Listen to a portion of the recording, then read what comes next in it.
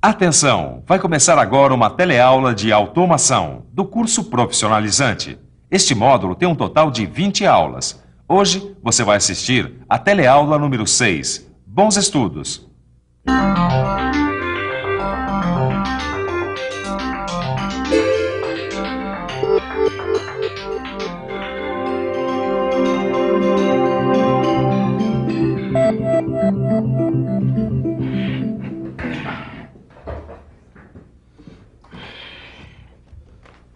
Quer chiclete? Não, obrigado.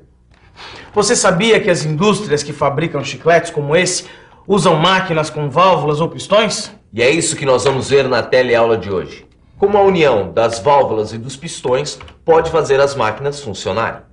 Nós vamos conhecer os símbolos usados nos diagramas de circuitos pneumáticos e de circuitos hidráulicos. Vamos entender como é o funcionamento desses sistemas. E nós vamos ver também como são feitos os diagramas do circuito pneumático e do circuito hidráulico. Nós viemos até essa fábrica de bebidas para mostrar para vocês como é que é o funcionamento dessa esteira e como ela é acionada.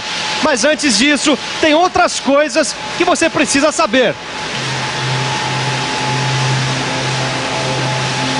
Bom, a nossa teleaula está começando e a primeira coisa que você precisa ficar sabendo é que quando nós unimos vários pistões e válvulas através de tubulações, esse conjunto recebe o nome de circuito.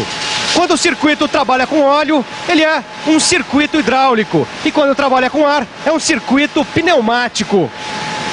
Esse desenho do circuito recebe o nome de diagrama ou esquema. Esses diagramas ou esquemas são desenhos dos circuitos feitos com símbolos. Cada componente do circuito é representado por um símbolo. Mas, Torquato, essa história de representar os componentes dos circuitos com símbolos não é muito complicado? Não é porque o desenho é simplificado. Dá uma olhada aí no diagrama. Através desse diagrama é possível entender muito bem como o circuito funciona. O símbolo usado para representar as válvulas é muito importante, hein? Já que as válvulas podem ter várias posições, dependendo de como elas forem acionadas, o símbolo da válvula tem que representar essas diferentes posições. Cada posição ou estado da válvula é representado por um quadrado. Dentro do quadrado, podemos representar as passagens abertas ou fechadas. Aqui o orifício R de retorno de ar comprimido da válvula está fechado. Quando o orifício P de pressão da entrada de ar comprimido se comunica com o orifício C, o ar é escoado de P para C. Depois, C será ligado a um cilindro pneumático. Quando um orifício da válvula se comunica com outro e há passagem de fluido, isso é representado por uma seta. Essa passagem é chamada de via. Mas a gente não pode esquecer de representar como a válvula foi acionada. Cada tipo de acionamento de válvula é representado por um símbolo. Você quer ver? Este é o símbolo para a válvula com botão. Este outro é da válvula alavanca. Assim é o símbolo para a válvula de pedal, o símbolo da válvula batente, o da válvula rolete, este outro da válvula mola. Este é o da válvula direto e o da válvula solenoide. Válvula solenoide, essa eu lembro bem. Mas, Torquato, você tem razão, os símbolos não são tão complicados. Eu disse. Vamos ver como ficaria aquela nossa válvula sendo acionada por um solenoide. No caso de uma válvula solenoide, o estado desta válvula de 3 vias seria representado assim.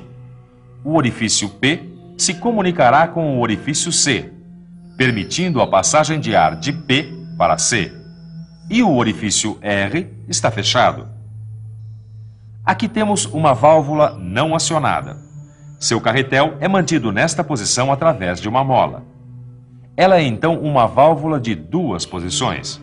Assim é uma válvula de 3 vias entre P e C e entre C e R, e 2 posições, acionada ou não pelo solenoide. Esse é o símbolo de uma válvula pneumática de 2 vias e 2 posições. Vamos ver agora outros símbolos usados em diagramas pneumáticos e hidráulicos. Vamos ver também o que esses símbolos significam.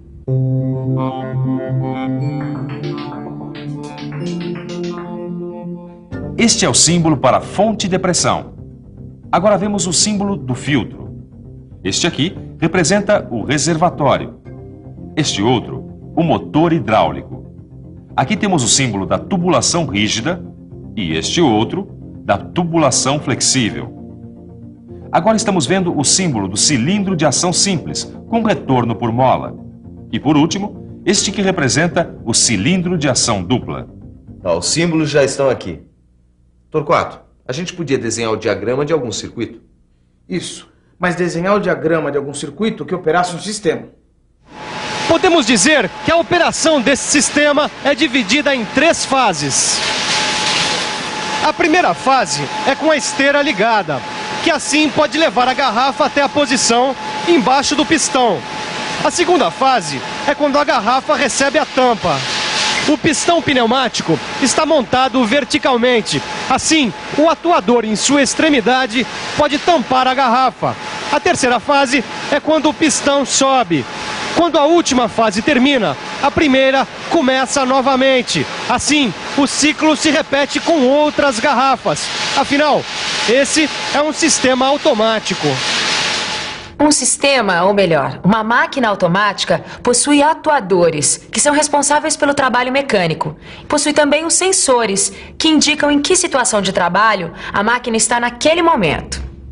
Então a gente pode dizer que os atuadores seriam os braços da máquina e os sensores seriam os olhos. Agora me diga uma coisa. No sistema que a gente estava vendo, quais seriam os braços, ou seja, os atuadores? Vamos pensar um pouco. Vamos pensar um pouco. Neste nosso sistema, temos 2 atuadores. O primeiro é o pistão pneumático que tampa as garrafas. O segundo é o motor elétrico que faz a esteira se movimentar. Agora que a gente já sabe quais são os atuadores desse projeto de automação industrial, vamos usar 3 chaves fim de curso para serem os sensores. A chave fim de curso é como um interruptor de luz. Só que no caso da máquina, ao invés dela ser acionada por um toque, ela é acionada através do contato com a haste da chave fim de curso. Assim, olha. A chave número 1 indica quando a garrafa está embaixo do pistão. A chave número 2 indica que o pistão está na posição superior e a chave número 3 que o pistão está na posição inferior.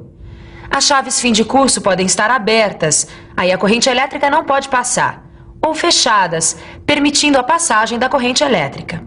Aí, dependendo das posições das chaves, é possível saber se a esteira deve ser ligada ou desligada, se o pistão pneumático deve subir ou descer.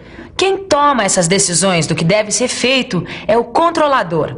Normalmente, o controlador é um circuito elétrico ou eletrônico que é construído segundo a lógica de funcionamento da máquina. As chaves fim de curso são ligadas nesse controlador, que é capaz de enviar sinais elétricos para as válvulas solenoides e para os motores elétricos. Depois dos atuadores agirem como os braços e os sensores como os olhos, temos o controlador, que age como o cérebro. Podemos dizer que o controlador é a inteligência da máquina. Torquato, não é maravilhoso? A máquina que é automatizada parece até que fica humanizada. Braços, olhos e até inteligência. E tem muito mais.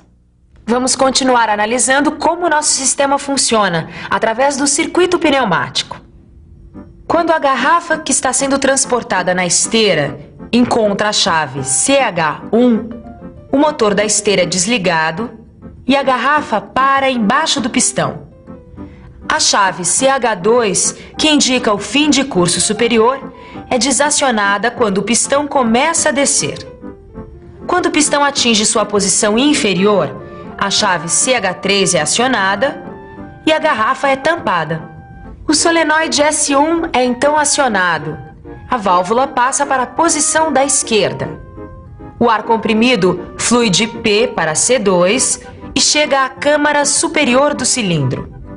Ao mesmo tempo, o orifício C1 está em comunicação com o R e o ar da câmara inferior do cilindro sai através do R. Aí, o pistão desce. O tempo que o pistão fica nessa posição é definido pelo controlador. Agora vamos ver como é que o pistão sobe nesse tipo de automação. Para o pistão subir, o solenoide S1 é desacionado. Então o solenoide S2 é acionado e a válvula passa para a posição da direita. O ar comprimido flui de P para C1 e o ar vai então para a câmara inferior do cilindro. Ao mesmo tempo, a via C2 está em comunicação com R. O ar da câmara superior do cilindro sai e o pistão sobe. Quando o pistão chega à posição superior, a chave CH2 é acionada. O motor começa a funcionar e a esteira transporta novamente outra garrafa até o pistão. Muito bem. Torquato, quando a outra garrafa chega embaixo do pistão, a chave CH1 é acionada de novo e a esteira para novamente. Isso. Aí, o solenoide S1 é acionado, fazendo o pistão descer e tampar essa próxima garrafa. Isso. Agora nós vamos ver um outro caso, só que de um circuito hidráulico. Nós temos aqui um torno CNC que pode trabalhar com várias ferramentas. O porta-ferramentas é fixado num mecanismo que é o que faz a troca automática de uma ferramenta para outra. Esse mecanismo é chamado de torre porta-ferramentas. O comando numérico, que é o controlador, é o que manda fazer essas trocas. Vamos ver como isso funciona. Para a ferramenta ser trocada, temos o destravamento da torre e a rotação. Assim, o novo porta-ferramenta é travado para poder trabalhar na usinagem. Vamos ver como o mecanismo funciona num diagrama do circuito hidráulico para a automação da torre porta-ferramentas. O solenoide é acionado. O pistão do cilindro CF se retrai e a ferramenta é destravada. O sensor FD informa o destravamento ao controlador. Então, o solenoide S4 é acionado. O pistão do cilindro CT avança e destrava a torre. O sensor TD informa o destravamento da torre ao controlador. O controlador aciona o solenoide S2 ou S3 para que o motor hidráulico gire. Depois, o sensor da ferramenta indica se o próximo porta-ferramenta está na posição certa. Aí, então, o solenoide S2 ou S3 é desacionado, dependendo do sentido em que a torre está girando. O motor hidráulico é desligado, o solenoide S5 é acionado e a torre é travada de novo. Aí o sensor TT informa o travamento ao controlador. O controlador desaciona o solenoide S1 e a mola traz o carretel da válvula de volta para a posição de repouso. Depois, o pistão do cilindro CF avança e o porta-ferramenta é travado novamente. Aí, o sensor FT informa o travamento da ferramenta ao controlador. Em seguida, a usinagem da peça continua, até a máquina precisar de uma outra ferramenta. Bom, aí o ciclo se repete. Por enquanto, nós ficamos por aqui, mas você fica agora com a revisão. E atenção, se liga aí que é hora da revisão. Na nossa teleaula de hoje, você aprendeu o que os símbolos significam. Viu também como se desenha um diagrama de um circuito pneumático e de um circuito hidráulico em um processo automatizado. Ufa! É isso aí, minha gente. Por hoje tá bom que eu já estou cansadão. O negócio é ir pra casa. Isso, ir pra casa e estudar. Bons estudos e até a próxima teleaula.